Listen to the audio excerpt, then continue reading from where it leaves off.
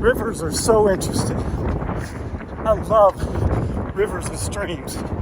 When I've been hiking in the high mountains, I love coming across crystal clear stream or river and just sitting and listening and watching.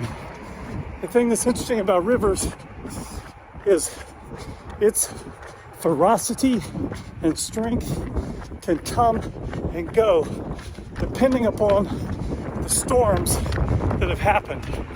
If there's been huge storms in the winter and a huge amount of snowfall, by the time it starts to melt, the river is a raging torrent of force.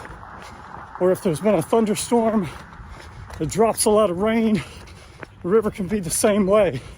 But if it's been dry and there's been drought, sometimes the river is barely noticeable, hardly any water in the river.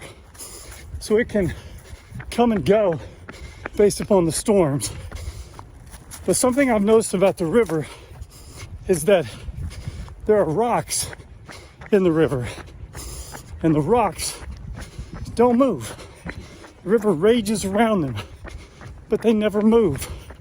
Now there may be smaller rocks that gets tossed and turned a little bit, but most of the rocks stay right where they are. They're steady in the storm. They're literally a rock in the river.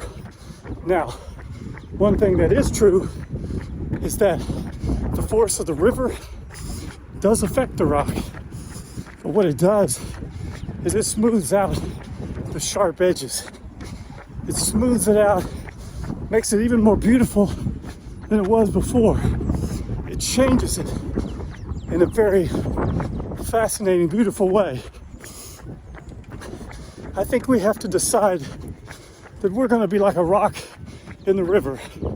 When the storms blow in our life and they create a ferocious river of force trying to disrupt our lifestyle or our business or our family, we have to be a rock in the river.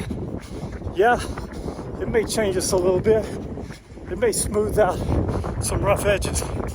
But if we're open to the learn, if we're open to the lesson, we're going to be better in the end. Be a rock in the river. Oh yeah, everywhere we go.